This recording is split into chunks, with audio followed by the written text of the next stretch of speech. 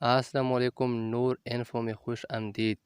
امریکہ میں افغان پناہ گزین حامد احمدی نے سماجی رابطے کی ویب سائٹ ٹویٹر پر دیا گیا کھانا شیئر کیا اور لکھا کہ میں کوئی شکایت نہیں کر رہا، مگر یہ وہ کھانا ہے جو کہ 12 گھنٹے کے بعد مجھے ملا ہے۔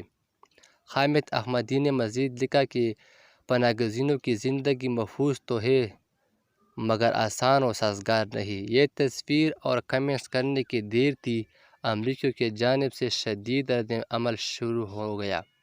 واضح ہے کہ اس افغان پناہ گزین کو امریکی ریاست ٹیکساس کی فورٹ بیل ایلپسو میں ٹھہرایا گیا ہے۔ اس ٹویٹ کے جواب امریکہ کے سائنسدان لیورنس پائس کا کہنا تھا کہ ہم نے تم لوگوں کو وہاں سے بچایا ہے اور اپنے ٹیکس پیئر کے پیسے سے تمہیں کھلا رہے ہیں اور تم اپنی ہمت تو دیکھو اس پر شکایت کر رہے ہو۔ انہوں نے ایک امریکی گلوکار کا مقولہ شیئر کرتے ہوئے لکھا کہ اگر تمہیں یہ ملک پسند نہیں تو یہاں سے چلے جاؤ۔ اس موقع پر ایک پاکستانی صارف نے لکھا کہ یہ امریکہ ہے، پاکستان نہیں کہ جہاں کھاؤ گے بھی اور اس کے خلاف بھی بولو گے۔